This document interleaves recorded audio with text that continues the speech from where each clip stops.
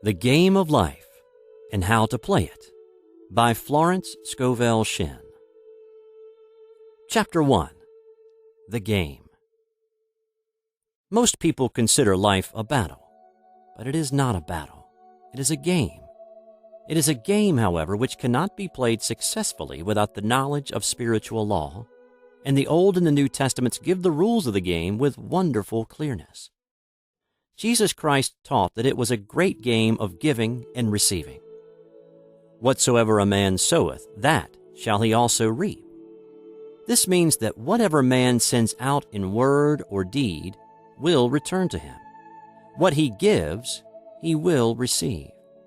If he gives hate, he will receive hate. If he gives love, he will receive love. If he gives criticism, he will receive criticism. If he lies, he will be lied to. If he cheats, he will be cheated. We are taught also that the imaging faculty plays a leading part in the game of life. Keep thy heart, the issues of life. Proverbs chapter 4, verse 23. This means that what man images, sooner or later externalizes in his affairs. I know of a man who feared a certain disease. It was a very rare disease and difficult to get, but he pictured it continually and read about it until it manifested in his body. And he died, the victim of distorted imagination. So we see, to play successfully the game of life, we must train the imaging faculty. A person with an imaging faculty trained to image only good brings into his life every righteous desire of his heart. Health, wealth, love, friends, perfect self-expression, his highest ideals. The imagination has been called the scissors of the mind, and it is ever cutting, day by day the pictures man sees there, and sooner or later he meets his own creations in his outer world. To train the imagination successfully, man must understand the workings of his mind. The Greeks said, "Know thyself." There are three departments of the mind: the subconscious, conscious, and superconscious. The subconscious is simply power without direction. It is like steam or electricity, and it does what it is directed to do. It has no power of induction. Whatever man feels deeply or images clearly is impressed upon the subconscious mind and carried out in minutest detail. For example, a woman I know, when a child, always made believe she was a widow. She dressed up in black clothes and wore a long black veil, and people thought she was very clever and amusing. She grew up and married a man with whom she was deeply in love. In a short time, he died, and she wore black and a sweeping veil for many years. The picture of herself as a widow was impressed upon the subconscious mind, and in due time worked itself out regardless of the havoc created. The conscious mind has been called mortal or carnal mind. It is the human mind and sees life as it appears to be. It sees death, disaster, sickness, poverty, and limitation of every kind, and it impresses the subconscious. The superconscious mind is the God mind within each man and is the realm of perfect ideas. In it is the perfect pattern spoken of by Plato, the divine design. For there is a divine design for each person. There is a place that you are to fill, and no one else can fill, something you are to do, which no one else can do. There is a perfect picture of this in the superconscious mind. It usually flashes across the conscious as an unattainable ideal, something too good to be true. In reality, it is man's true destiny or destination flashed to him from the infinite intelligence which is within himself.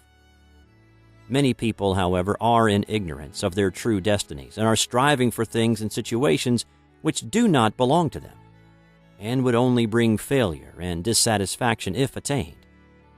For example, a woman came to me and asked me to speak the word that she would marry a certain man with whom she was very much in love. She called him A.B. I replied that this would be a violation of spiritual law, but that I would speak the word for the right man, the divine selection, the man who belonged to her by divine right. I added, if A.B. is the right man, you can't lose him, and if he isn't, you will receive his equivalent. She saw A.B. frequently, but no headway was made in their friendship. One evening she called and said, "Do you know, for the last week, A.B. hasn't seemed so wonderful to me?" I replied, "Maybe he is not the divine selection. Another man may be the right one." Soon after that, she met another man who fell in love with her at once, and who said she was his ideal. In fact, he said all the things that she had always wished A.B. would say to her. She remarked, it was quite uncanny. She soon returned his love and lost all interest in A.B. This shows the law of substitution. A right idea was substituted for a wrong one. Therefore, there was no loss or sacrifice involved. Jesus Christ said, "Seek ye first the kingdom of God and his righteousness, and all these things shall be added unto you." And he said the kingdom was within man. The kingdom is the realm of right ideas, or the divine pattern. Jesus Christ taught that man's words played a leading part in the game of life. By your words ye are justified, and by your words ye are condemned. Many people have brought disaster into their lives through idle words. For example, a woman once asked me why her life was now one of poverty, of limitation. Formerly, she had a home, was surrounded by beautiful things, and had often tired of the management of her home, and had said repeatedly, "I'm sick and tired of things. I wish I lived in a trunk." And she added, "Today I am living in that trunk." She had spoken herself into a trunk. The subconscious mind has no sense of humor, and people often joke themselves into unhappy experiences. For example, a woman who had a great deal of money joked continually about getting ready for the poorhouse. In a few years, she was almost destitute, having impressed the subconscious mind with a picture of lack and limitation. Fortunately, the law works both ways, and a situation of lack may be changed to one of plenty. For example, a woman came to me one hot summer's day for a treatment for prosperity. She was worn out, dejected, and discouraged. She said she possessed just $8 in the world. I said, "Good. We'll bless the $8 and multiply them as Jesus Christ multiplied the loaves and fishes. For he taught that every man had the power to bless and to multiply, to heal and to prosper." She said, "What shall I do next?" I replied, "Follow intuition. Have you a hunch to do anything or to go anywhere?" Intuition means intuition, or to be taught from within. It is man's unerring guide, and I will deal more fully with its laws in a following chapter. The woman replied, "I don't know. I seem to have a hunch to go home. I've just enough money for car fare." Her home was in a distant city and was one of lack and limitation, and the reasoning mind, or intellect, would have said, "Stay in New York and get work and make some money." I replied, "Then go home. Never violate a hunch."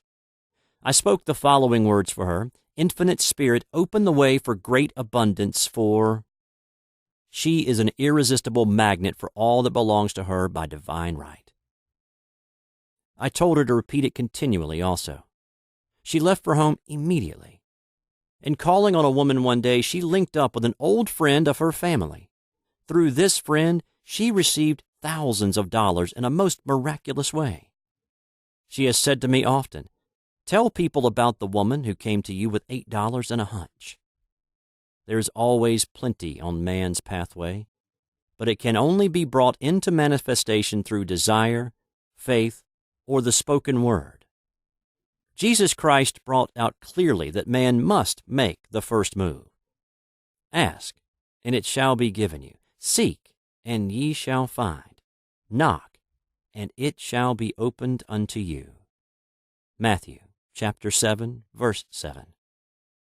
In the Scriptures we read, "Concerning the works of my hands, command ye me." Infinite intelligence. God is ever ready to carry out man's smallest or greatest demands. Every desire, uttered or unexpressed, is a demand. We are often startled by having a wish suddenly fulfilled. For example, one Easter, having seen many beautiful rose trees in the florist's windows, I wished I would receive one, and for an instant saw it mentally being carried in the door. Easter came, and with it a beautiful rose tree. I thanked my friend the following day and told her it was just what I had wanted. She replied, "I didn't send you a rose tree. I sent you lilies."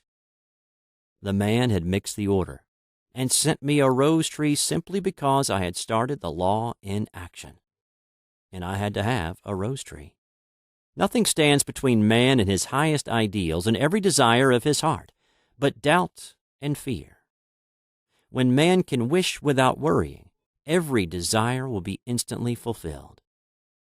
I will explain more fully in a following chapter the scientific reason for this, and fear must be erased from the consciousness. It is man's only enemy. Fear of lack, fear of failure, fear of sickness, fear of loss, and a feeling of insecurity on some plane. Jesus Christ said, "Why are ye fearful, O ye of little faith?" Matthew chapter 8, verse 26. So we can see we must substitute faith for fear is only inverted faith. It is faith in evil instead of good. The object of the game of life is to see clearly one's good and to obliterate all mental pictures of evil. This must be done by impressing the subconscious mind with a realization of good. A very brilliant man who has attained great success told me he had suddenly erased all fear from his consciousness by reading a sign which hung in a room. He saw printed in large letters this statement: "Why worry? It will probably never happen." These words were stamped indelibly upon his subconscious mind, and he has now a firm conviction that only good can come into his life, therefore only good can manifest. In the following chapter, I will deal with the different methods of impressing the subconscious mind. It is man's faithful servant, but one must be careful to give it the right orders. Man has ever a silent listener at his side, his subconscious mind. Every thought, every word is impressed upon it and carried out in amazing detail. It is like a singer making a record on the sensitive disc of the phonographic plate. Every note and tone of the singer's voice is registered. If he coughs or hesitates, it is registered also. So let us break all the old bad records in the subconscious mind, the records of our lives which we do not wish to keep, and make new and beautiful ones. Speak these words aloud with power and conviction. I now smash and demolish, by my spoken word, every untrue record in my subconscious mind. They shall return to the dust heap of their native nothingness, for they came from my own vain imaginings. I now make my perfect records through the Christ within. The records of health, wealth, love, and perfect self-expression. This is the square of life, the game completed. In the following chapters, I will show how man can change his conditions by changing his words. Any man who does not know the power of the word is behind the times. Death and life are in the power of the tongue. Proverbs chapter 18, verse 21. Chapter 2. The Law of Prosperity. One of the greatest messages given to the race through the Scriptures is that God is man's supply, and that man can release through his spoken word all that belongs to him by divine right. He must, however, have perfect faith in his spoken word. Isaiah said, "My word shall not return unto me void, but shall accomplish that where it is sent." We know now that words and thoughts are a tremendous vibratory force ever molding man's body and affairs. A woman came to me in great distress and said she was to be sued on the 15th of the month for $3,000. She knew no way of getting the money and was in despair. I told her God was her supply and that there is a supply for every demand. So I spoke the word. I gave thanks that the woman would receive $3,000 at the right time in the right way. I told her she must have perfect faith and act her perfect faith. The 15th came, but no money had materialized. She called me on the phone and asked what she was to do. I replied, "It is Saturday, so they won't sue you today. Your part is to act rich, thereby showing perfect faith that you will receive it by Monday." She asked me to lunch with her to keep up her courage. When I joined her at a restaurant, I said, "This is no time to economize. Order an expensive luncheon. Act as if you have already received the $3,000. All things whatsoever ye ask in prayer, believing, ye shall receive." You must act as if you have already received. The next morning, she called me on the phone and asked me to stay with her during the day. I said, "No. You are divinely protected, and God is never too late." In the evening, she phoned again, greatly excited, and said, "My dear, a miracle has happened. I was sitting in my room this morning when the doorbell rang. I said to the maid, 'Don't let anyone in.' The maid, however, looked out the window and said, 'It's your cousin with a long white beard.' So I said, 'Call him back. I would like to see him.' He was just turning the corner when he heard the maid's voice, and he came back. He talked for about an hour, and just as he was leaving, he said, 'Oh, by the way, how were finances?' I told him I needed the money, and he said, 'Why, my dear, I will give you $3,000 the first of the month.' I didn't like to tell him I was going to be sued. 'What shall I do? I won't receive it till the first of the month, and I must have it tomorrow,' I said. 'I'll keep on treating,' I said. 'Spirit is never too late.' I give thanks she has received the money on the invisible plane and that it manifests on time. The next morning, her cousin called her up and said, 'Come to my office this morning and I will give you the money.' That afternoon, she had $3,000 to her credit in the bank and wrote checks as rapidly as her excitement would permit. If one asks for success and prepares for failure, he will get the situation he is prepared for.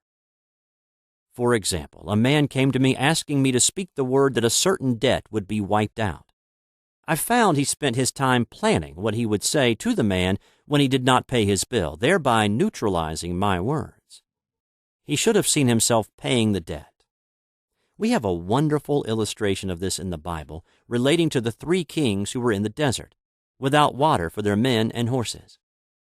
They consulted the prophet Elisha, who gave them this astonishing message: "Thus saith the Lord, Ye shall not see wind, neither shall you see rain, yet make this valley full of ditches." Man must prepare for the thing he has asked for when there isn't the slightest sign of it in sight. For example, a woman found it necessary to look for an apartment during the year when there was a great shortage of apartments in New York. It was considered almost an impossibility, and her friends were sorry for her and said, "Isn't it too bad? You'll have to store your furniture and live in a hotel." She replied, "You needn't feel sorry for me. I'm a Superman, and I'll get an apartment." She spoke the words. Infinite Spirit opened the way for the right apartment. She knew there was a supply for every demand, and that she was unconditioned, working on the spiritual plane, and that one with God is a majority. She had contemplated buying new blankets when the tempter, the adverse thought or reasoning mind, suggested, "Don't buy the blankets. Perhaps after all you won't get an apartment and you will have no use for them." She promptly replied to herself, "I'll dig my ditches by buying the blankets." So she prepared for the apartment, acted as though she already had it. She found one in a miraculous way, and it was given to her although there were over 200 other applicants.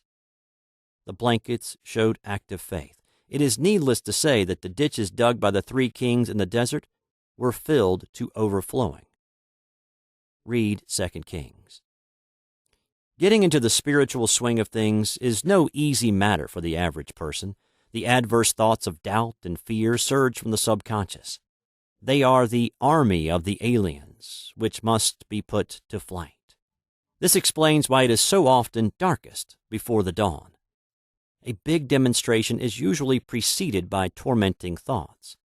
Having made a statement of high spiritual truth, one challenges the old beliefs in the subconscious, and error is exposed to be put out. This is the time when one must make his affirmations of truth repeatedly and rejoice and give thanks that he has already received. Before ye call, I shall answer. This means that every good and perfect gift is already man's awaiting his recognition. Man can only receive what he sees himself receiving. The children of Israel were told that they could have all the land they could see. This is true of every man. He has only the land within his own mental vision. Every great work, every big accomplishment has been brought into manifestation through holding to the vision. And often just before the big achievement comes apparent failure and discouragement. The children of Israel, when they reached the promised land, were afraid to go in, for they said it was filled with giants who made them feel like grasshoppers. And there we saw the giants, and we were in our own sight as grasshoppers. This is almost every man's experience. However, the one who knows spiritual law is undisturbed by appearance and rejoices while he is yet in captivity. That is, he holds to his vision and gives thanks that the end is accomplished. He has received. Jesus Christ gave a wonderful example of this. He said to his disciples, Say not ye, there are yet 4 months, and then cometh the harvest. Behold, I say unto you, lift up your eyes and look on the fields, for they are ripe already to harvest. His clear vision pierced the world of matter, and he saw clearly the 4th-dimensional world, things as they really are, perfect and complete in divine mind. So man must ever hold the vision of his journey's end and demand the manifestation of that which he has already received. It may be his perfect health, love, supply, self-expression, home, or friends. They are all finished and perfect ideas registered in divine mind, man's own superconscious mind, and must come through him, not to him. For example, a man came to me asking for treatments for success. It was imperative that he raise $50,000 for his business. The time limit was almost up when he came to me in despair. No one wanted to invest in his enterprise, and the bank had flatly refused a loan. I replied, I suppose you lost your temper while at the bank, therefore your power. You can control any situation if you first control yourself. Go back to the bank, I added, and I will treat. My treatment was, you are identified in love with the spirit of everyone connected with the bank. Let the divine idea come out of this situation. He replied, Woman, you are talking about an impossibility. Tomorrow is Saturday. The bank closes at 12, and my train won't get me there until 10, and the time limit is up tomorrow, and anyway, they won't do it. It's too late. I replied, God doesn't need any time and is never too late. With Him, all things are possible. I added, I don't know anything about business, but I know all about God. He replied, It all sounds fine when I see her listening to you, but when I go out, it's terrible. He lived in a distant city, and I did not hear from him for a week. Then came a letter. It read, You were right. I raised the money and will never again doubt the truth of all that you told me. I saw him a few weeks later, and I said, What happened? You evidently had plenty of time after all. He replied, My train was late, and I got there just 15 minutes to 12. I walked into the bank quietly and said, I have come for the loan. And they gave it to me without a question. It was the last 15 minutes of the time allotted to him, and infinite Spirit was not too late. In this instance, the man could never have demonstrated alone. He needed someone to help him hold to the vision. This is what one man can do for another. Jesus Christ knew the truth of this when he said, "If two of you shall agree on earth as touching anything that they shall ask, it shall be done for them of my Father which is in heaven." One gets too close to his own affairs and becomes doubtful and fearful. The friend or healer sees clearly the success, health, or prosperity and never wavers, because he is not close to the situation. It is much easier to demonstrate for someone else than for one's self. So a person should not hesitate to ask for help if he feels himself wavering. A keen observer of life once said, "No man can fail if some one person sees him successful." Such is the power of the vision, and many a great man owed his success to a wife or sister or a friend who believed in him and held without wavering to the perfect pattern. Chapter 3. The Power of the Word. A person knowing the power of the Word becomes very careful of his conversation. He has only to watch the reaction of his words to know that they do not return void. Through his spoken word, man is continually making laws for himself. I knew a man who said, "I always miss a car. It invariably pulls out just as I arrive." His daughter said, "I always catch a car. It's sure to come just as I get there." This occurred for years. Each one had made a separate law for himself, one of failure, one of success. This is the psychology of superstitions. The horseshoe or rabbit's foot contains no power, but man's spoken word and belief that it will bring good luck creates expectancy in the subconscious mind and attracts a lucky situation. I find, however, this will not work when man has advanced spiritually and knows a higher law. One cannot turn back and must put away graven images. For example, 2 men in my class had great success in business for several months, when suddenly everything went to smash. We tried to analyze the situation, and I found, instead of making their affirmations and looking to God for success and prosperity, they had each bought a lucky monkey. I said, "Oh, I see. You have been trusting in the lucky monkeys instead of God. Put away the lucky monkeys and call on the law of forgiveness, for man has power to forgive or neutralize his mistakes." They decided to throw the lucky monkeys down a coal hole, and all went well again.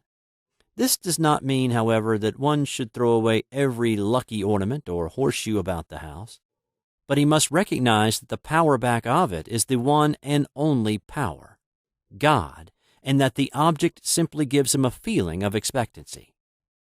I was with a friend one day who was in deep despair. In crossing the street, she picked up a horseshoe. Immediately, she was filled with joy and hope. She said God had sent her the horseshoe in order to keep up her courage.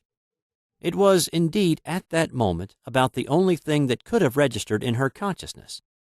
Her hope became faith, and she ultimately made a wonderful demonstration.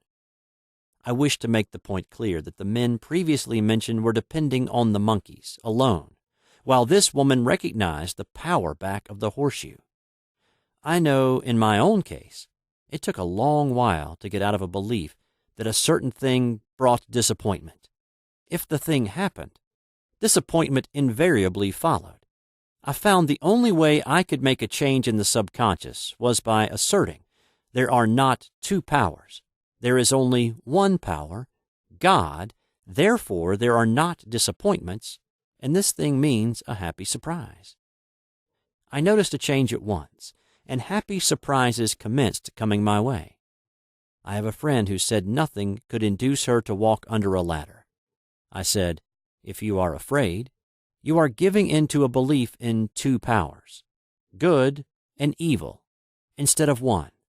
As God is absolute, there can be no opposing power, unless man makes the false of evil for himself. To show you believe in only one power, God, and that there is no power or reality in evil, walk under the next ladder you see. Soon after, she went to her bank. She wished to open her box in the safety deposit vault, and there stood a ladder on her pathway. It was impossible to reach the box without passing under the ladder. She quailed with fear and turned back. She could not face the lion on her pathway. However, when she reached the street, my words rang in her ears, and she decided to return and walk under it. It was a big moment in her life, for ladders had held her in bondage for years. She retraced her steps to the vault, and the ladder was no longer there.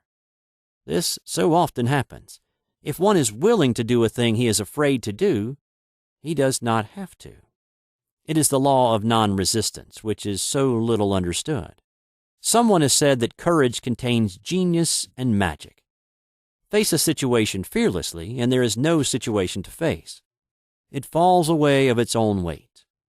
The explanation is that fear attracted the ladder on the woman's pathway, and fearlessness removed it. Thus, the invisible forces are ever working for man, who is always pulling the strings himself, though he does not know it. Owing to the vibratory power of words, whatever man voices, he begins to attract. People who continually speak of disease invariably attract it. After man knows the truth, he cannot be too careful of his words. For example, I have a friend who often says on the phone, "Do come to see me and have an old-fashioned chat." This old-fashioned chat means an hour of about 500 to 1,000 destructive words, the principal topics being loss, lack, failure, and sickness. I reply, "No, I thank you. I've had enough old-fashioned chats in my life. They are too expensive. But I will be glad to have a new-fashioned chat and talk about what we want, not what we don't want." There is an old saying that man only dares use his words for three purposes: to heal, bless, or prosper. What man says of others will be said of him, and what he wishes for another he is wishing for himself. Curses, like chickens, come home to roost. If a man wishes someone bad luck, he is sure to attract bad luck himself.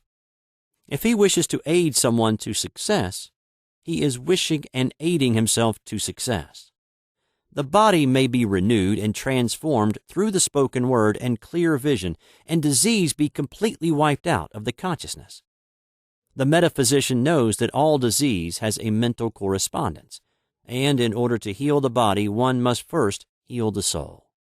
The soul is the subconscious mind, and it must be saved from wrong thinking. In the 23rd Psalm, we read, "He restoreth my soul." This means that the subconscious mind or soul must be restored with the right ideas, and the mystical marriage is the marriage of the soul and the spirit, or the subconscious and superconscious mind. They must be one. When the subconscious is flooded with the perfect ideas of the superconscious, God and man are one. I and the Father are one. That is, he is one with the realm of perfect ideas. He is the man made in God's likeness and image, imagination, and is given power and dominion over all created things, his mind, body, and affairs. It is safe to say that all sickness and unhappiness come from the violation of the law of love. "A new commandment I give unto you, love one another, and in the game of life, love or goodwill takes every trick." For example, a woman I know had for years an appearance of a terrible skin disease. The doctors told her it was incurable, and she was in despair. She was on the stage, and she feared she would soon have to give up her profession, and she had no other means of support. She, however, procured a good engagement, and on the opening night made a great hit. She received flattering notices from the critics, and was joyful and elated. The next day she received a notice of dismissal. A man in the cast had been jealous of her success, and had caused her to be sent away. She felt hatred and resentment taking complete possession of her, and she cried out, "Oh, God, don't let me hate that man." That night she worked for hours in the silence. She said, I soon came into a very deep silence. I seemed to be at peace with myself, with the man, and with the whole world. I continued this for 2 following nights, and on the 3rd day I found I was healed completely of the skin disease. In asking for love or goodwill, she had fulfilled the law, for love is the fulfilling of the law, and the disease, which came from subconscious resentment, was wiped out. Continual criticism produces rheumatism as critical, inharmonious thoughts cause unnatural deposits in the blood which settle in the joints. False growths are caused by jealousy, hatred, unforgiveness, fear, etc. Every disease is caused by a mind not at ease. I said once in my class, there is no use asking anyone, what's the matter with you? We might just as well say, who's the matter with you? Unforgiveness is the most prolific cause of disease. It will harden arteries or liver and affect the eyesight. In its train are endless ills. I called on a woman one day who said she was ill from having eaten a poisoned oyster. I replied, oh no, the oyster was harmless. You poisoned the oyster. What's the matter with you? She answered, oh, about 19 people. She had quarreled with 19 people and had become so inharmonious that she attracted the wrong oyster. Any inharmony on the external indicates there is mental inharmony. As the within, so the without. Man's only enemies are within himself, and a man's foes shall be they of his own household. Personality is one of the last enemies to be overcome, as this planet is taking its initiation in love. It was Christ's message, peace on earth, goodwill towards man. The enlightened man, therefore, endeavors to perfect himself upon his neighbors. His work is with himself, to send out goodwill and blessings to every man, and the marvelous thing is that if one blesses a man, he has no power to harm him.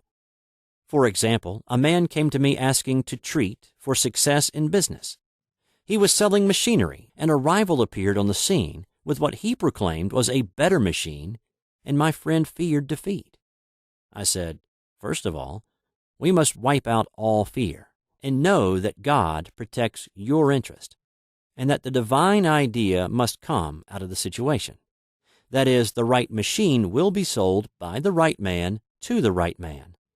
And I added, don't hold one critical thought towards that man.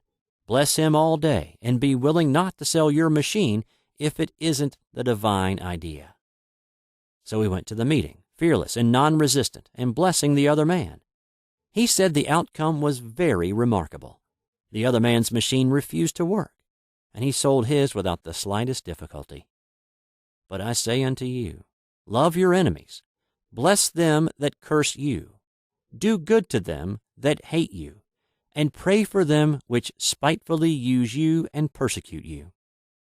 Goodwill produces a great aura of protection about the one who sends it, and no weapon that is formed against him shall prosper. In other words, love and goodwill destroy the enemies with one's self. Therefore, one has no enemies on the external.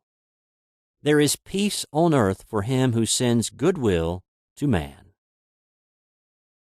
Chapter 4. The Law of Non-Resistance. Nothing on earth can resist an absolutely non-resistant person. The Chinese say that water is the most powerful element because it is perfectly non-resistant. It can wear away a rock and sweep all before it. Jesus Christ said, resist not evil.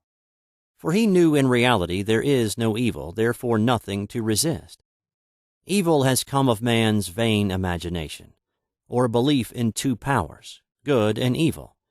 There is an old legend that Adam and Eve ate of Maya, the tree of illusion, and saw two powers instead of one power, God. Therefore, evil is a false law man has made for himself through psychoma or soul sleep. Soul sleep means that man's soul has been hypnotized by the race belief of sin, sickness, and death, etc., which is carnal or mortal thought, and his affairs have outpictured his illusions. We have read in a preceding chapter that man's soul is his subconscious mind, and whatever he feels deeply, good or bad, is outpictured by that faithful servant. His body and affairs show forth what he has been picturing. The sick man has pictured sickness, the poor man poverty, the rich man wealth. People often say, "Why does a little child attract illness when it is too young even to know what it means?" I answer that children are sensitive and receptive to the thoughts of others about them, and often outpicture the fears of their parents. I heard a metaphysician once say, "If you do not run your subconscious mind yourself, someone else will run it for you." Mothers often unconsciously attract illness and disaster to their children by continually holding them in thoughts of fear and watching for symptoms. For example, a friend asked a woman if her little girl had had the measles. She replied promptly, "Not yet." This implied that she was expecting the illness and therefore preparing the way for what she did not want for herself and child. However, the man who is centered and established in right thinking, the man who sends out only goodwill to his fellow man and who is without fear, cannot be touched or influenced by the negative thoughts of others. In fact, he could then receive only good thoughts, as he himself sends forth only thoughts. Resistance is hell, for it places man in a state of torment. A metaphysician once gave me a wonderful recipe for taking every trick in the game of life. It is the acme of non-resistance. He gave it in this way. At one time in my life, I baptized children, and of course, they had many names. Now I no longer baptize children, but I baptize events. But I give every event the same name. If I have a failure, I baptize it success, in the name of the Father, and of the Son, and of the Holy Ghost. In this, we see the great law of transmutation, founded on non-resistance. Through his spoken word, every failure was transmuted into success. For example, a woman who required money and who knew the spiritual law of opulence was thrown continually in a business way with a man who made her feel very poor. He talked lack and limitation, and she commenced to catch his poverty thoughts. So she disliked him and blamed him for her failure. She knew in order to demonstrate her supply, she must first feel that she had received. A feeling of opulence must precede its manifestation. It dawned on her one day that she was resisting the situation and seeing two powers instead of one. So she blessed the man and baptized the situation success. She affirmed, as there is only one power, God, this man is here for my good and my prosperity. Just what he did not seem to be there for. Soon after that, she met, through this man, a woman who gave her, for a service rendered, several $1,000s, and the man moved to a distant city and faded harmoniously from her life. Make the statement, every man is a golden link in the chain of my good, for all men are God in manifestation, awaiting the opportunity given by man, himself, to serve the divine plan of his life. Bless your enemy, and you rob him of his ammunition. His arrows will be transmuted into blessings. This law is true of nations as well as individuals. Bless a nation, send love and goodwill to every inhabitant, and it is robbed of its power to harm. Man can only get the right idea of non-resistance through spiritual understanding. My students have often said, "I don't want to be a doormat." I reply, when you use non-resistance with wisdom, no one will ever be able to walk over you. Another example, one day I was impatiently awaiting an important telephone call. I resisted every call that came in and made no outgoing calls myself, reasoning that it might interfere with the one I was awaiting. Instead of saying, divine ideas never conflict, the call will come at the right time, leaving it to infinite intelligence to arrange, I commenced to manage things myself.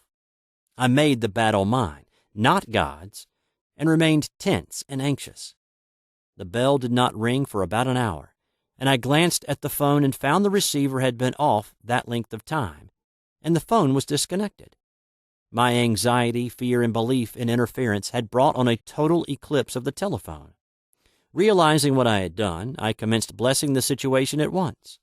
I baptized it success and affirmed I cannot lose any call that belongs to me by divine right. I am under grace and not under law. A friend rushed out to the nearest telephone to notify the company to reconnect. She entered a crowded grocery, but the proprietor left his customers and attended to the call himself. My phone was connected at once, and 2 minutes later, I received a very important call, and about an hour afterward, the one I had been awaiting. One's ships come in over a calm sea. So long as man resists a situation, he will have it with him. If he runs away from it, it will run after him. For example, I repeated this to a woman one day, and she replied, "How true that is. I was unhappy at home. I disliked my mother, who was critical and domineering. So I ran away and was married. But I married my mother, for my husband was exactly like my mother, and I had the same situation to face again." Agree with thine adversary quickly. This means agree that the adverse situation is good, be undisturbed by it, and it falls away of its own weight. "None of these things move me" is a wonderful affirmation. The inharmonious situation comes from some inharmony within man himself. When there is in him no emotional response to an inharmonious situation, it fades away forever from his pathway. So we see man's work is ever with himself. People have said to me, "Give treatments to change my husband or my brother." I reply, "No, I will give treatments to change you. When you change, your husband and your brother will change." One of my students was in the habit of lying. I told her it was a failure method, and if she lied, she would be lied to. She replied, "I don't care. I can't possibly get along without lying." One day she was speaking on the phone to a man with whom she was very much in love. She turned to me and said, "I don't trust him. I know he's lying to me." I replied, "Well, you lie yourself, so someone has to lie to you, and you will be sure it will be just the person you want the truth from." Some time after that, I saw her, and she said, "I'm cured of lying."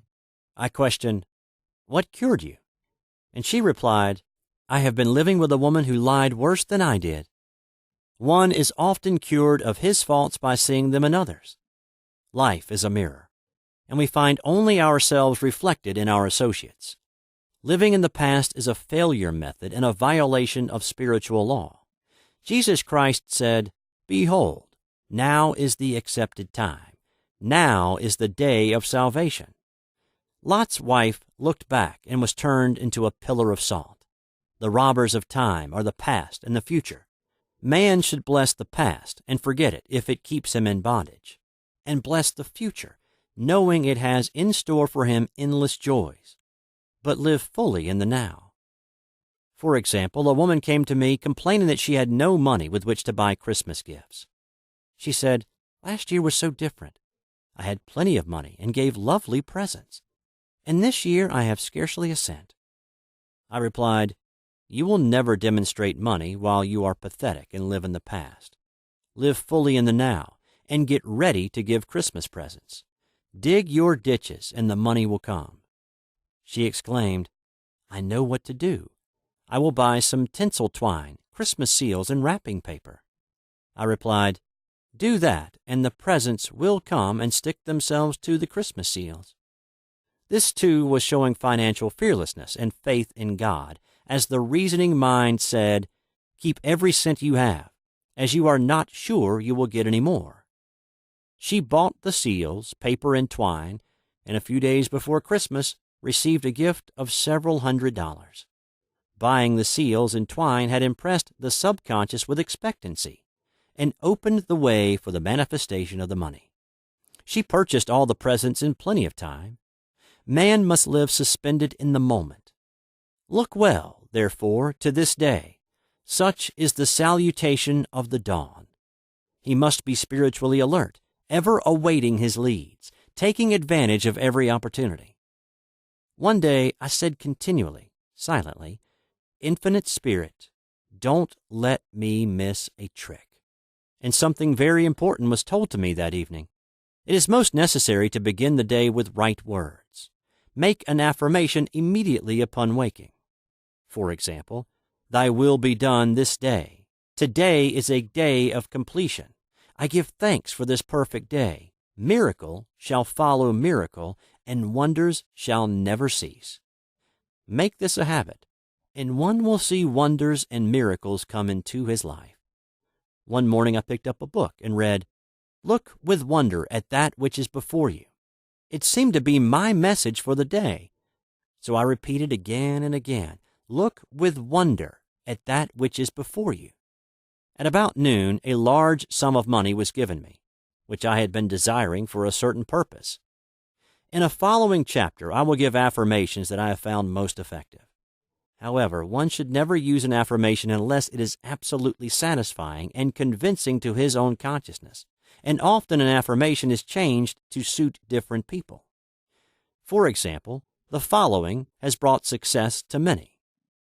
I have a wonderful work in a wonderful way. I give wonderful service for wonderful pay. I gave the first 2 lines to one of my students, and she added the last 2.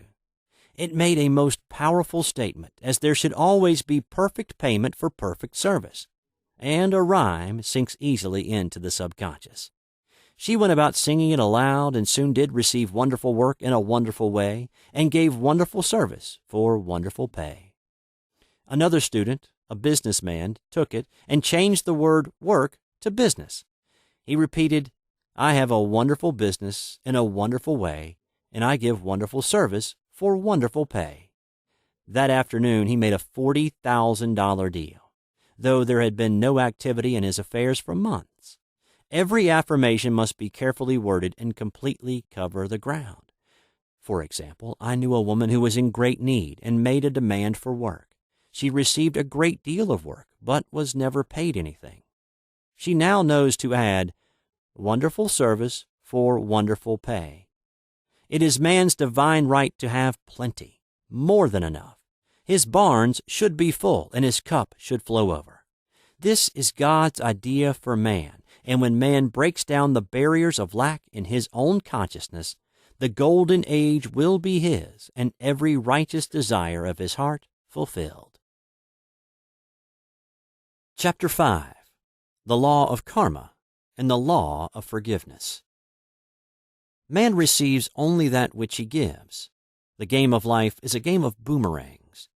Man's thoughts, deeds, and words return to him sooner or later, with astounding accuracy. This is the law of karma, which is Sanskrit for come back. Whatsoever a man soweth, that shall he also reap. For example, a friend told me this story of herself illustrating the law. She said, "I make all my karma on my aunt. Whatever I say to her, someone says to me.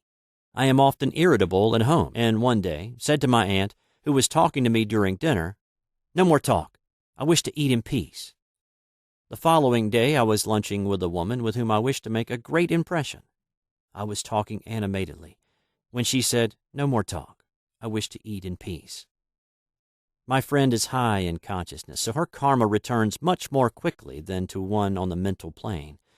The more man knows, the more he is responsible for, and a person with a knowledge of spiritual law which he does not practice suffers greatly in consequence. The fear of the Lord, law, is the beginning of wisdom.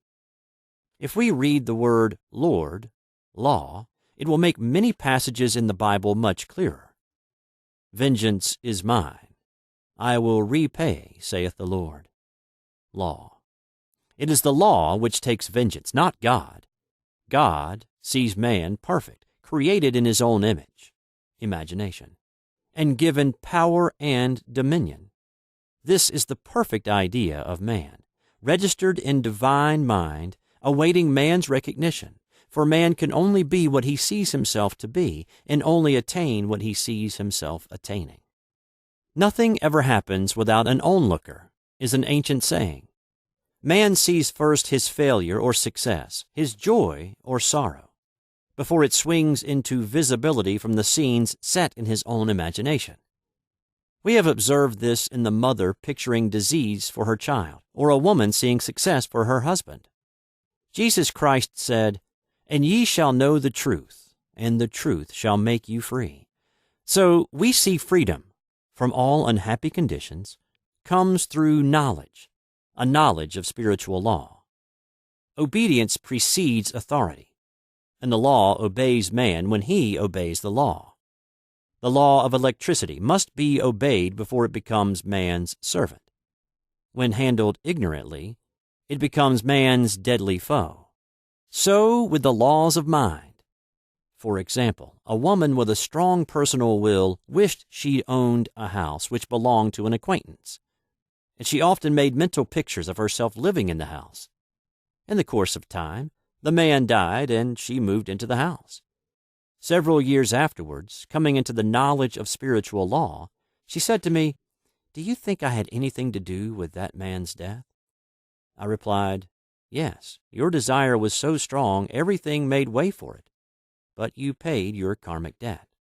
Your husband, whom you loved devotedly, died soon after, and the house was a white elephant on your hands for years." The original owner, however, could not have been affected by her thoughts had he been positive in the truth, nor her husband, but they were both under karmic law. The woman should have said, feeling the great desire for the house, "Infinite intelligence, give me the right house, equally as charming as this, the house which is mine by divine right." The divine selection would have given perfect satisfaction and brought good to all. The divine pattern is the only safe pattern to work by. Desire is a tremendous force and must be directed in the right channels, or chaos ensues. In demonstrating, the most important step is the first step, to ask aright. Man should always demand only that which is by divine right. To go back to the illustration, had the woman taken this attitude, "If this house I desire is mine, I cannot lose it. If it is not, give me its equivalent." The man might have decided to move out harmoniously had it been the divine selection for her, or another house would have been substituted. Anything forced into manifestation through personal will is always ill-got and has ever bad success. Man is admonished, "My will be done, not thine." And the curious thing is, man always gets just what he desires when he does relinquish personal will, thereby enabling infinite intelligence to work through him. "Stand ye still and see the salvation of the Lord." Law. For example, a woman came to me in great distress. Her daughter had determined to take a very hazardous trip, and the mother was filled with fear. She said she had used every argument, had pointed out the dangers to be encountered, and forbidden her to go. But the daughter became more and more rebellious and determined. I said to the mother, "You are forcing your personal will upon your daughter, which you have no right to do, and your fear of the trip is only attracting it, for man attracts what he fears." I added, "Let go and take your mental hands off. Put it in God's hands and use this statement: I put this situation in the hands of infinite love and wisdom. If this trip is the divine plan, I bless it and not longer resist. But if it is not divinely planned, I give thanks that it is now dissolved and dissipated." A day or two after that, her daughter said to her, "Mother, I have given up the trip," and the situation returned to its native nothingness. It is learning to stand still which seems so difficult for man. I have dealt more fully with this law in the chapter on non-resistance. I will give another example of sowing and reaping which came in the most curious way. A woman came to me saying she had received a counterfeit $20 bill given to her at the bank. She was much disturbed, for she said, "The people at the bank will never acknowledge their mistake." I replied, "Let us analyze the situation and find out why you attracted it." She thought a few moments and exclaimed, "I know it. I sent a friend a lot of stage money just for a joke." So the law had sent her some stage money, for it doesn't know anything about jokes. I said, Now, we will call on the law of forgiveness and neutralize the situation. Christianity is founded upon the law of forgiveness. Christ has redeemed us from the curse of the karmic law, and the Christ within each man is his Redeemer and salvation from all inharmonious conditions. So I said, Infinite Spirit, we call on the law of forgiveness and give thanks that she is under grace and not under law, and cannot lose this $20 which is hers by divine right. Now, I said, go back to the bank and tell them fearlessly that it was given you there by mistake. She obeyed, and to her surprise, they apologized and gave her another bill, treating her most courteously. So knowledge of the law gives man power to rub out his mistakes. Man cannot force the external to be what he is not. If he desires riches, he must be rich first in consciousness. For example, a woman came to me asking treatment for prosperity. She did not take much interest in her household affairs, and her home was in great disorder. I said to her, if you wish to be rich, you must be orderly. All men with great wealth are orderly, and order is heaven's first law. I added, you will never become rich with a burnt match in the pincushion. She had a good sense of humor and commenced immediately, putting her house in order. She rearranged furniture, straightened out bureau drawers, cleaned rugs, and soon made a big financial demonstration, a gift from a relative. The woman herself became made over and keeps herself keyed up financially by being ever watchful of the external and expecting prosperity, knowing God is her supply. Many people are in ignorance of the fact that gifts and things are investments, and that hoarding and saving invariably lead to loss.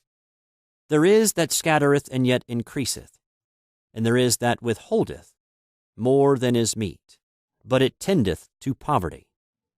For example, I knew a man who wanted to buy a fur-lined overcoat.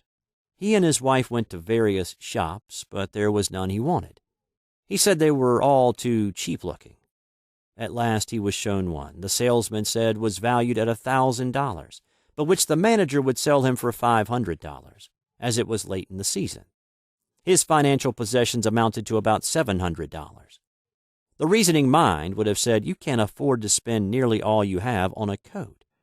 But he was very intuitive and never reasoned. He turned to his wife and said, if I get this coat, I'll make a ton of money. So his wife consented, weakly. About a month later, he received a $10,000 commission. The coat made him feel so rich it linked him with success and prosperity. Without the coat, he would not have received the commission. It was an investment, paying large dividends. If man ignores these leadings to spend or to give, the same amount of money will go in an uninteresting or unhappy way. For example, a woman told me on Thanksgiving Day she informed her family that they could not afford a Thanksgiving dinner. She had the money, but decided to save it. A few days later, someone entered her home and took from the bureau drawer the exact amount the dinner would have cost. The law always stands back of the man who spends fearlessly, with wisdom. For example, one of my students was shopping with her little nephew. The child clamored for a toy, which she told him she could not afford to buy. She realized suddenly that she was seeking lack and not recognizing God as her supply. So she bought the toy and on her way home picked up in the street the exact amount of money she had paid for it. Man's supply is inexhaustible and unfailing when fully trusted, but faith or trust must precede the demonstration. According to your faith, be it unto you. Faith is the substance of things hoped for, the evidence of things not seen, for faith holds the vision steady, and the adverse pictures are dissolved and dissipated, and in due season we shall reap, if we faint not. Jesus Christ brought the good news, the gospel, that there was a higher law than the law of karma, and that law transcends the law of karma. It is the law of grace, or forgiveness. It is the law which frees man from the law of cause and effect, the law of consequence.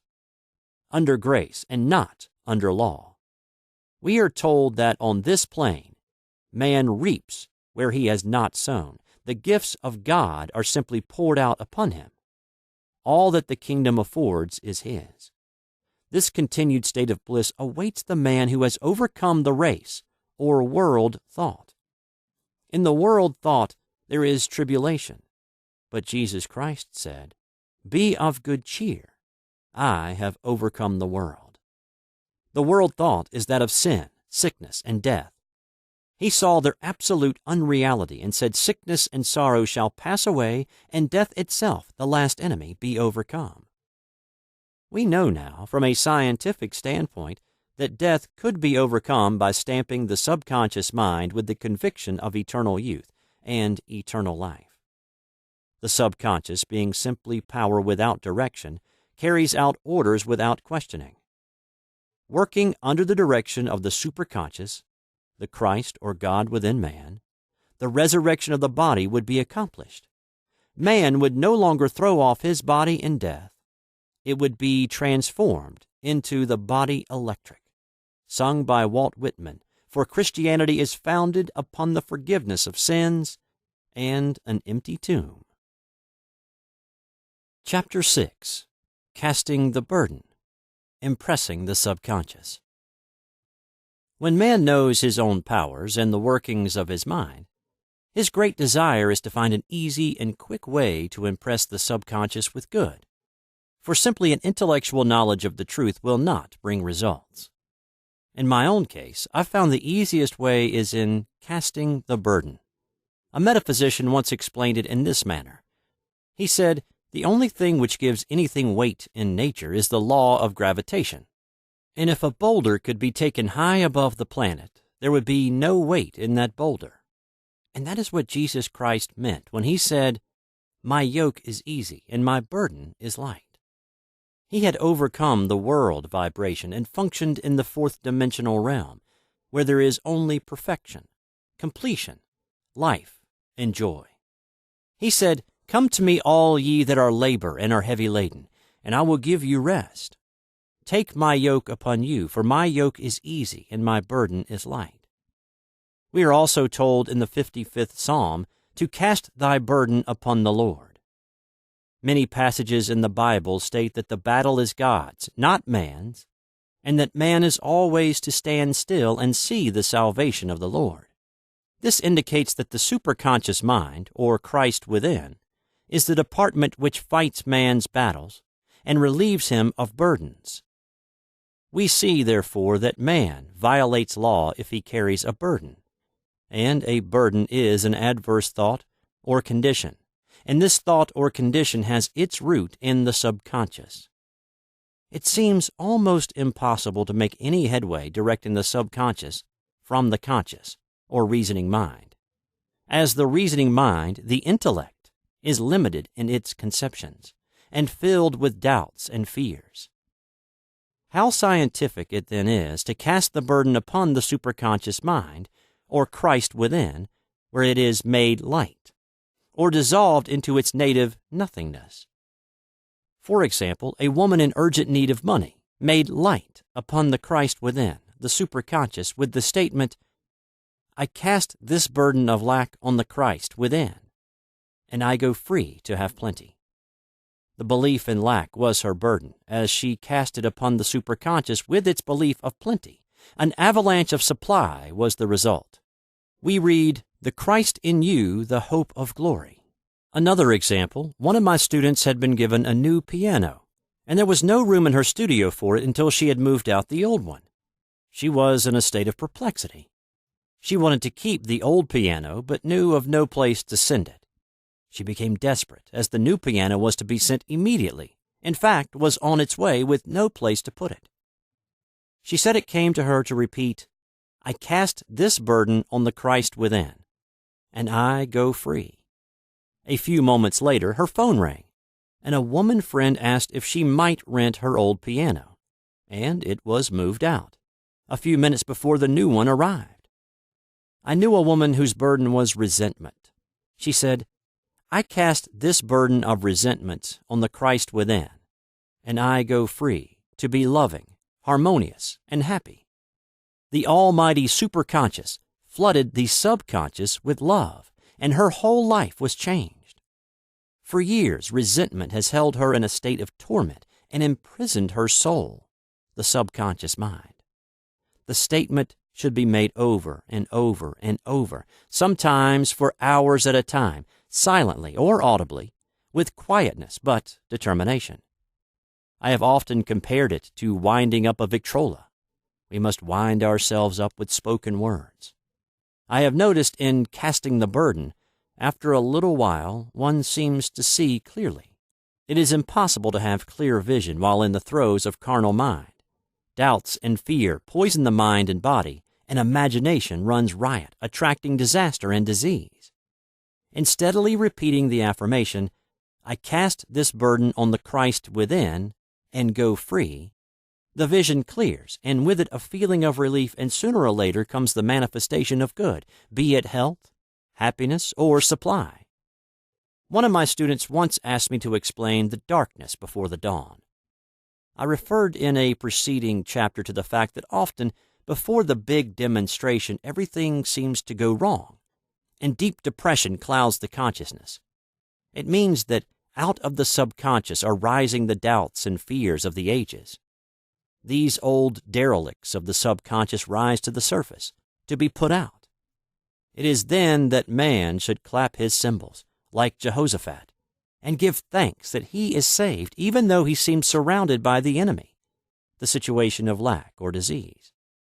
The student continued, "How long must one remain in the dark?" And I replied, "Until one can see in the dark. And casting the burden enables one to see in the dark. In order to impress the subconscious, active faith is always essential. Faith without works is dead."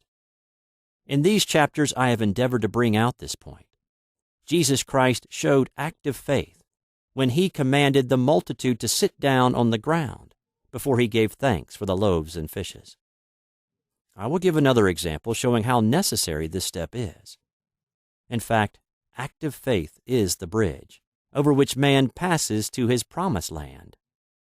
Through misunderstanding, a woman had been separated from her husband, whom she loved deeply. He refused all offers of reconciliation and would not communicate with her in any way. Coming into the knowledge of spiritual law, she denied the appearance of separation. She made this statement: "There is no separation in divine mind. Therefore, I cannot be separated from the love and companionship which are mine by divine right." She showed active faith by arranging a place for him at the table every day, thereby impressing the subconscious with a picture of his return. Over a year passed, but she never wavered, and one day he walked in. The subconscious is often impressed through music. Music has a fourth-dimensional quality and releases the soul from imprisonment. It makes wonderful things seem possible and easy of accomplishment. I have a friend who uses her Victrola daily for this purpose. It puts her in perfect harmony and releases the imagination. Another woman often dances while making her affirmations. The rhythm and harmony of music and motion carry her words forth with tremendous power. The student must remember also not to despise the day of small things. Invariably, before a demonstration come signs of land. Before Columbus reached America, he saw birds and twigs which showed him land was near. So it is with a demonstration. But often the student mistakes it for the demonstration itself and is disappointed. For example, a woman had spoken the word for a set of dishes. Not long afterwards, a friend gave her a dish which was old and cracked. She came to me and said, "Well, I asked for a set of dishes, and all I got was a cracked plate." I replied, "The plate was only signs of land. It shows your dishes are coming. Look upon it as birds and seaweed." And not long afterwards, the dishes came. Continually making believe impresses the subconscious. If one makes believe he is rich and makes believe he is successful, in due time he will reap. Children are always making believe, and except ye be converted and become as little children, ye shall not enter the kingdom of heaven. For example, I know of a woman who was very poor, but no one could make her feel poor. she earned a small amount of money from rich friends who constantly reminded her of her poverty and to be careful in saving. Regardless of their admonitions, she would spend all her earnings on a hat, or make someone a gift, or be in a rapturous state of mind. Her thoughts were always centered on beautiful clothes and rings and things, but without envying others. She lived in the world of the wondrous, and only riches seemed real to her. Before long, she married a rich man, and the rings and things became visible. I do not know whether the man was the divine selection, but opulence had to manifest in her life, and she had imaged only opulence. There is no peace or happiness for man until he has erased all fear from the subconscious. Fear is misdirected energy and must be redirected or transmuted into faith. Jesus Christ said, "Why are ye fearful, O ye of little faith? All things are possible to him that believeth." I am asked so often by my students, "How can I get rid of fear?" I reply, by walking up to the thing you are afraid of. The lion takes its fierceness from your fear. Walk up to the lion and he will disappear. Run away and he runs after you. I have shown in previous chapters how the lion of lack disappeared when the individual spent money fearlessly, showing faith that God was his supply and therefore unfailing. Many of my students have come out of the bondage of poverty and are now bountifully supplied through losing all fear of letting money go out. The subconscious is impressed with the truth that God is the giver and gift. Therefore, as one is one with the giver, he is one with the gift. A splendid statement is, "I now thank God the giver for God the gift." Man has long separated himself from his good and his supply through thoughts of separation and lack that sometimes it takes dynamite to dislodge these false ideas from the subconscious, and the dynamite is a big situation. We see in the foregoing illustration how the individual was freed from his bondage by showing fearlessness. Man should watch himself hourly to detect if his motive for action is fear or faith.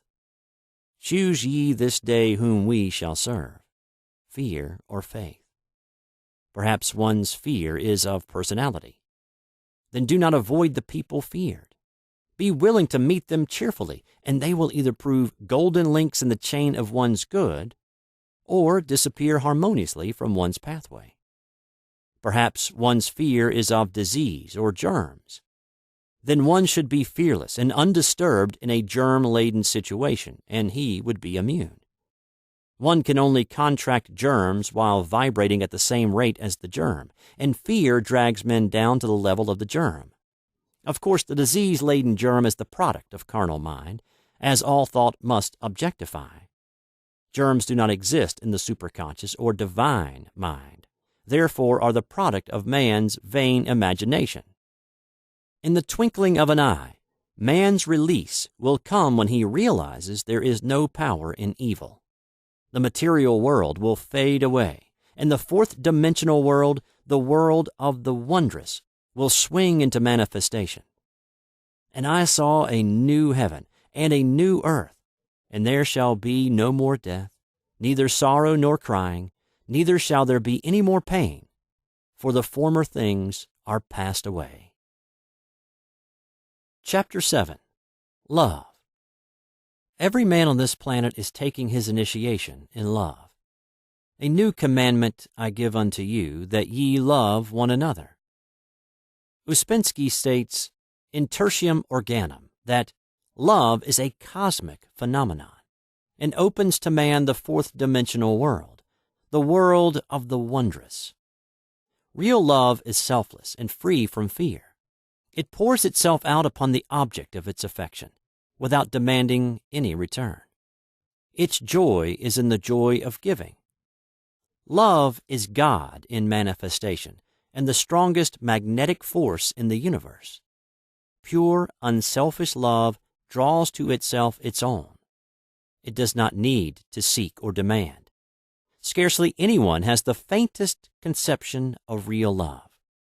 Man is selfish, tyrannical, or fearful in his affections. thereby losing the thing he loves. Jealousy is the worst enemy of love, for the imagination runs riot, seeing the loved one attracted to another, and invariably these fears objectify if they are not neutralized. For example, a woman came to me in deep distress. The man she loved had left her for other women, and said he never intended to marry her. She was torn with jealousy and resentment, and said she hoped he would suffer as he had made her suffer, and added, "How could he leave me when I loved him so much?" I replied, "You are not loving that man, you are hating him," and added, "You can never receive what you have never given. Give a perfect love, and you will receive a perfect love. Perfect yourself on this man. Give him a perfect, unselfish love, demanding nothing in return. Do not criticize or condemn, and bless him wherever he is." She replied, "No, I won't bless him unless I know where he is." "Well," I said, "that is not real love. When you send out real love will return to you, either from this man or his equivalent. For if this man is not the divine selection, you will not want him. As you are one with God, you are one with the love which belongs to you by divine right." Several months passed, and matters remained about the same, but she was working conscientiously with herself. I said, "When you are no longer disturbed by his cruelty, he will cease to be cruel, as you are attracting it through your own emotions." Then I told her of a brotherhood in India, who never said good morning to each other. They used these words, "I salute the divinity in you." They saluted the divinity in every man and the wild animals in the jungle, and they were never harmed, for they saw only God in every living thing. I said, "Salute the divinity in this man, and say, I see your divine self only. I see you as God sees you, perfect, made in His image and likeness." She found she was becoming more poised and gradually losing her resentment. He was a captain, and she always called him the Cap. One day she said, suddenly, "God bless the Cap wherever he is." I replied, "Now that is real love, and when you have become a complete circle and are no longer disturbed by the situation, you will have his love or attract its equivalent." I was moving at this time and did not have a telephone, so was out of touch with her for a few weeks, when one morning I received a letter saying, "We are married." At the earliest opportunity, I paid her a call. My first words were, "What happened?" "Oh," she exclaimed, "a miracle. One day I woke up and all suffering had ceased. I saw him that evening and he asked me to marry him. We were married in about a week, and I have never seen a more devoted man." There is an old saying, "No man is your enemy. No man is your friend.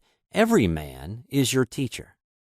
So one should become impersonal and learn what each man has to teach him, and soon he would learn his lessons and be free.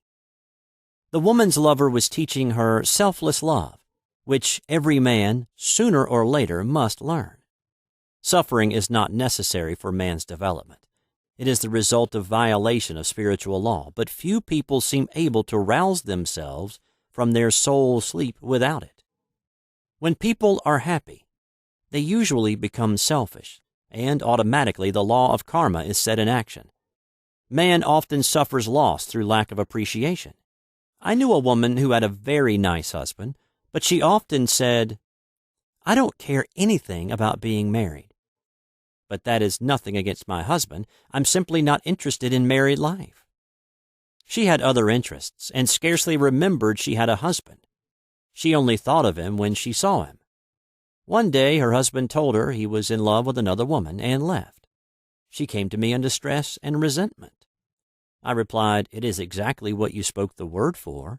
You said you didn't care anything about being married, so the subconscious worked to get you unmarried."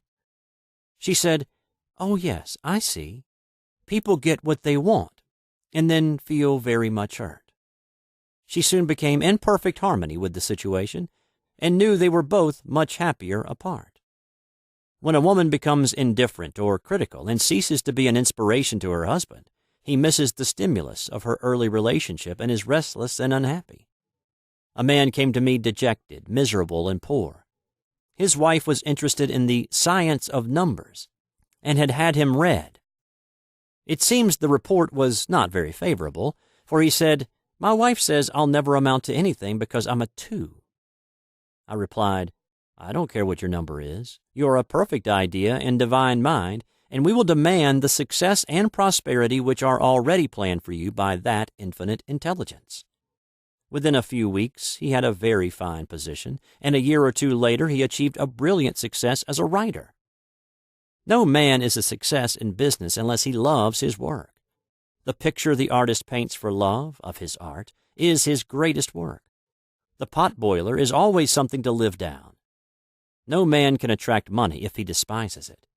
Many people are kept in poverty by saying, "Money means nothing to me, and I have a contempt for people who have it." This is the reason so many artists are poor.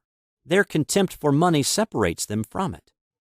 I remember hearing one artist say of another, "He's no good as an artist. He has money in the bank." This attitude of mind, of course, separates man from his supply. He must be in harmony with a thing in order to attract it. Money is God in manifestation, as freedom from want and limitation. But it must be always kept in circulation and put to right uses. Hoarding and saving react with grim vengeance. This does not mean that man should not have houses and lots, stocks and bonds, for the barns of the righteous man shall be full. It means man should not hoard even the principal if an occasion arises when money is necessary. In letting it go out fearlessly and cheerfully, he opens the way for more to come in, for God is man's unfailing and inexhaustible supply. This is the spiritual attitude towards money, and the great bank of the universal never fails. We see an example of hoarding in the film production of Greed. The woman won $5,000 in a lottery, but would not spend it. She hoarded and saved, let her husband suffer and starve, and eventually she scrubbed floors for a living. She loved the money itself and put it above everything, and one night she was murdered and the money taken from her. This is an example of where love of money is the root of all evil. Money in itself is good and beneficial, but used for destructive purposes, hoarded and saved, or considered more important than love, brings disease and disaster, and the loss of the money itself. Follow the path of love, and all things are added, for God is love, and God is supply. Follow the path of selfishness and greed, and the supply vanishes, and man is separated from it. For example, I knew the case of a very rich woman who hoarded her income. She rarely gave anything away, but bought things for herself. She was very fond of necklaces, and a friend once asked her how many she possessed. She replied, 67. She bought them and put them away, carefully wrapped in tissue paper. Had she used the necklaces, it would have been quite legitimate, but she was violating the law of use. Her closets were filled with clothes she never wore, and jewels which never saw the light. The woman's arms were gradually becoming paralyzed from holding on to things, and eventually she was considered incapable of looking after her affairs, and her wealth was handed over to others to manage. So man, in ignorance of the law, brings about his own destruction. All disease, all unhappiness come from the violation of the law of love. Man's boomerangs of hate, resentment, and criticism come back laden with sickness and sorrow. Love seems almost a lost art, but the man with the knowledge of spiritual law knows it must be regained, for without it he has become as sounding brass and tinkling cymbals. For example, I had a student who came to me month after month to clean her consciousness of resentment. After a while, she arrived at the point where she resented only one woman, but that one woman kept her busy. Little by little, she became poised and harmonious, and one day, all resentment was wiped out. She came in radiant and exclaimed, "You can't understand how I feel." The woman said something to me, and instead of being furious, I was loving and kind, and she apologized and was perfectly lovely to me. No one can understand the marvelous lightness I feel within. Love and goodwill are invaluable in business. For example, a woman came to me complaining of her employer. She said she was cold and critical, and knew she did not want her in the position. "Well," I replied, Salute the divinity in the woman and send her love." She said, "I can't. She's a marble woman." I answered, "You remember the story of the sculptor who asked for a certain piece of marble? He was asked why he wanted it, and he replied, 'Because there is an angel in the marble.' And out of it he produced a wonderful work of art." She said, "Very well, I'll try it." A week later she came back and said, "I did what you told me to, and now the woman is very kind and took me out in her car." People are sometimes filled with remorse for having done someone an unkindness, perhaps years ago. If the wrong cannot be righted, its effect can be neutralized by doing someone a kindness in the present.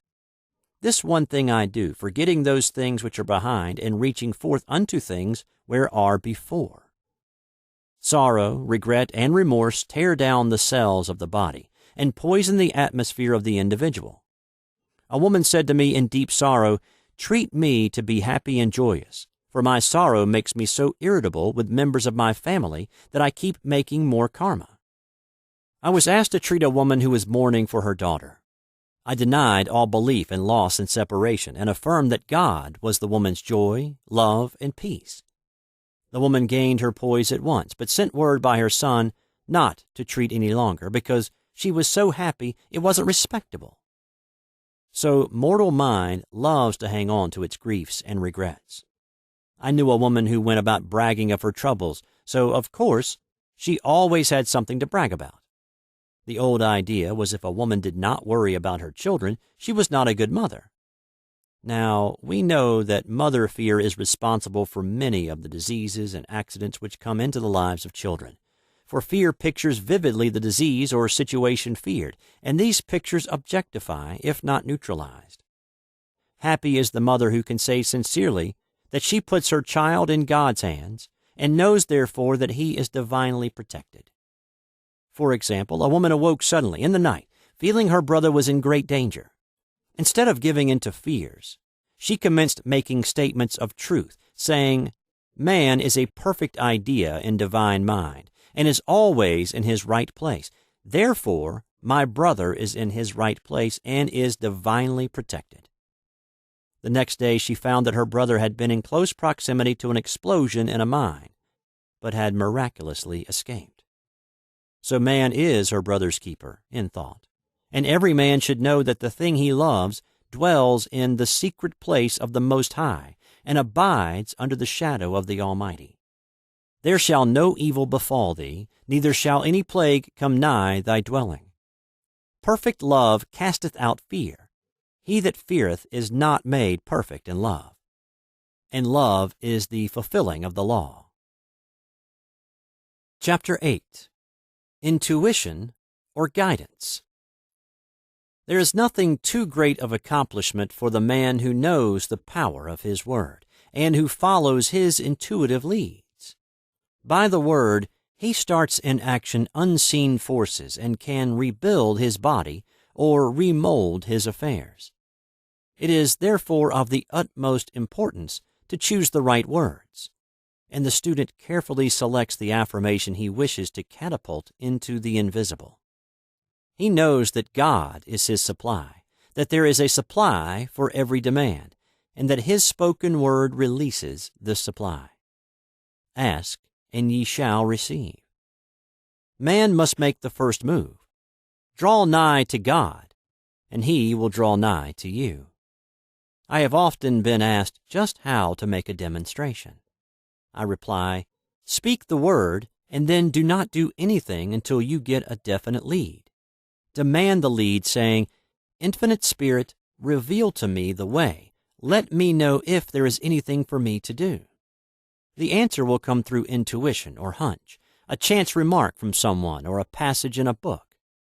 The answers are sometimes quite startling in their exactness. For example, a woman desired a large sum of money. She spoke the words, "Infinite Spirit, open the way for my immediate supply.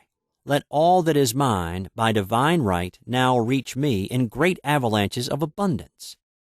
Then she added, "Give me a definite lead. Let me know if there is anything for me to do." The thought came quickly. Give a certain friend, who had helped her spiritually, $100. She told her friend, who said, "Wait and get another lead before giving it." So she waited, and that day met a woman who said to her, "I gave someone $1 today. It was just as much for me as it would be for you to give someone 100. This was indeed an unmistakable lead, so she knew she was right in giving the $100. It was a gift which proved a great investment, for shortly after that, a large sum of money came to her in a remarkable way. Giving opens the way for receiving. In order to create activity in finances, one should give. Tithing, or giving 1/10 of one's income, is an old Jewish custom and is sure to bring increase. Many of the richest men in this country have been tithers, and I have never known it to fail as an investment. The 10th part goes forth and returns blessed and multiplied. But the gift, or tithe, must be given with love and cheerfulness, for God loveth a cheerful giver. Bills should be paid cheerfully. All money should be sent forth fearlessly and with a blessing. This attitude of mind makes man master of money. It is his to obey, and his spoken word then opens vast reservoirs of wealth. Man himself limits his supply by his limited vision. Sometimes the student has a great realization of wealth, but is afraid to act. The vision and action must go hand in hand, as in the case of the man who bought the fur-lined overcoat. A woman came to me asking me to speak the word for a position. So I demanded, "Infinite Spirit, open the way for this woman's right position." Never ask for just a position. Ask for the right position, the place already planned in divine mind, as it is the only one that will give satisfaction. I then gave thanks that she had already received and that it would manifest quickly. Very soon she had 3 positions offered her, 2 in New York and 1 in Palm Beach, and she did not know which to choose. I said, "Ask for a definite lead." The time was almost up and was still undecided when one day she telephoned. When I woke up this morning, I could smell Palm Beach. She had been there before and knew its balmy fragrance.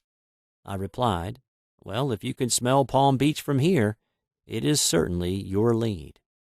She accepted the position, and it proved a great success. Often one's lead comes at an unexpected time. One day I was walking down the street when I suddenly felt a strong urge to go to a certain bakery, a block or 2 away. The reasoning mind resisted, arguing, "There is nothing there that you want." However, I had learned not to reason, so I went to the bakery, looked at everything, and there was certainly nothing there that I wanted. But coming out, I encountered a woman I had thought of often, and who was in great need of the help which I could give her. So often, one goes for one thing and finds another. Intuition is a spiritual faculty and does not explain, but simply points the way. A person often receives a lead during a treatment. The idea that comes may seem quite irrelevant, but some of God's leadings are mysterious. In the class one day, I was treating that each individual would receive a definite lead. A woman came to me afterwards and said, "While you were treating, I got the hunch to take my furniture out of storage and get an apartment." The woman had come to be treated for health. I told her I knew in getting a home of her own, her health would improve, and I added, "I believe your trouble, which is congestion, has come from having things stored away. Congestion of things causes congestion in the body. You have violated the law of use, and your body is paying the penalty." So I gave thanks that divine order was established in her mind, body, and affairs. People little dream of how their affairs react on the body. There is a mental correspondence for every disease. A person might receive instantaneous healing through the realization of his body being a perfect idea in divine mind, and therefore whole and perfect. But if he continues his destructive thinking, hoarding, hating, fearing, condemning, the disease will return. Jesus Christ knew that all sickness came from sin, but admonished the leper after the healing to go and sin no more, lest a worse thing come upon him. So man's soul, or subconscious mind, must be washed whiter than snow, for permanent healing, and the metaphysician is always delving deep for the correspondence. Jesus Christ said, "Condemn not, lest ye also be condemned. Judge not, lest ye be judged." Many people have attracted disease and unhappiness through condemnation of others. What man condemns in others, he attracts to himself. For example, a friend came to me in anger and distress because her husband had deserted her for another woman. She condemned the other woman and said continually she knew he was a married man and had no right to accept his attentions. I replied, "Stop condemning the woman. Bless her, and be through with the situation. Otherwise, you are attracting the same thing to yourself." She was deaf to my words, and a year or two later became deeply interested in a married man herself. Man picks up a live wire whenever he criticizes or condemns, and may expect a shock.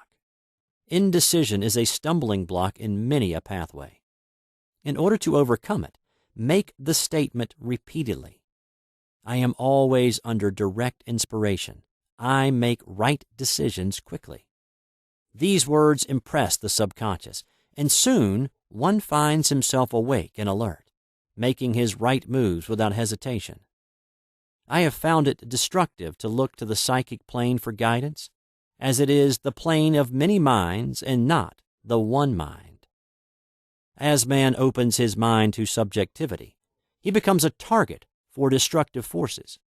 The psychic plane is the result of man's mortal thought, and is on the plane of opposites.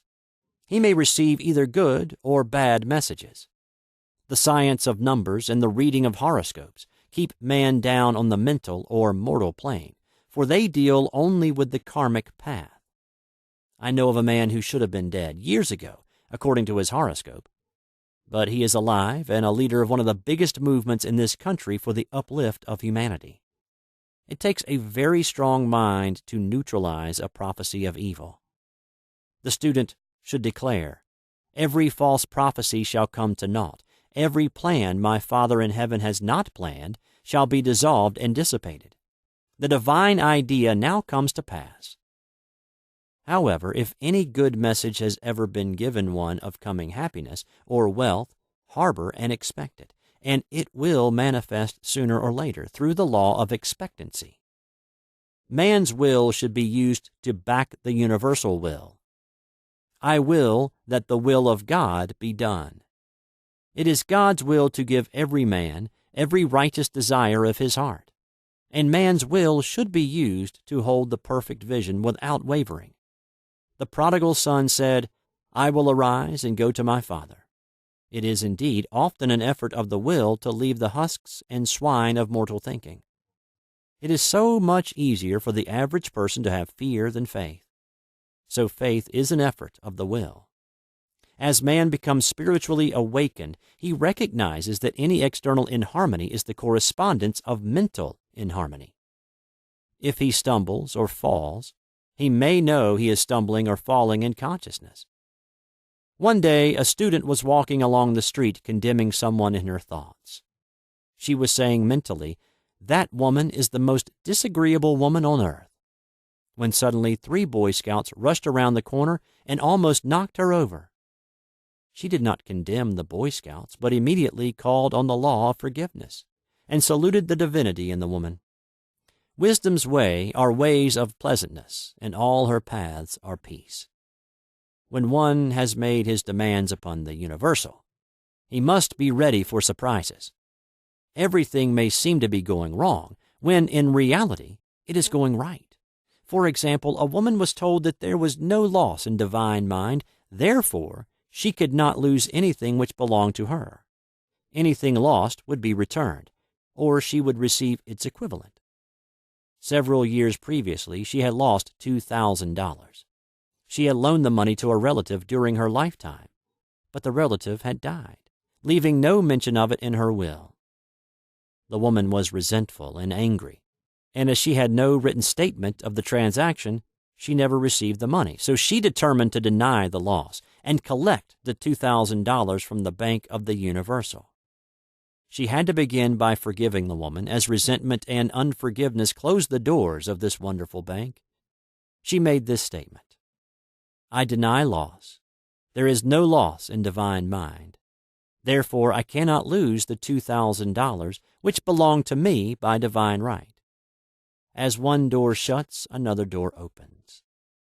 She was living in an apartment house which was for sale, and in the lease was a clause stating that if the house was sold, the tenants would be required to move out within 90 days. Suddenly, the landlord broke the leases and raised the rent. Again, injustice was on her pathway, but this time she was undisturbed. She blessed the landlord and said, "As the rent has been raised, it means that I'll be that much richer, for God is my supply." New leases were made out for the advanced rent, but by some divine mistake, the 90 days clause had been forgotten. Soon after, the landlord had an opportunity to sell the house. On account of the mistake in the new leases, the tenants held possession for another year. The agent offered each tenant $200 if he would vacate. Several families moved. 3 remained, including the woman. A month or 2 passed, and the agent again appeared. This time he said to the woman, "Will you break your lease for the sum of $1,500? It flashed upon her, "Here comes the $2,000. She remembered having said to friends in the house, "We will all act together if anything more is said about leaving." So her lead was to consult her friends. These friends said, "Well, if they have offered you $1,500, they will certainly give $2,000. So she received a check for $2,000 for giving up the apartment. It was certainly a remarkable working of the law, and the apparent injustice was merely opening the way for her demonstration. It proved that there is no loss, and when man takes his spiritual stand, he collects all that is his from this great reservoir of good. "I will restore to you the years the locusts have eaten." These adverse thoughts alone rob man, for no man gives to himself but himself, and no man takes away from himself but himself. Man is here to prove God and to bear witness to the truth, and he can only prove God by bringing plenty out of lack, and justice out of justice. "Prove me now herewith, saith the Lord of hosts, if I will not open you the windows of heaven and pour out a blessing, that there shall not be room enough to receive it."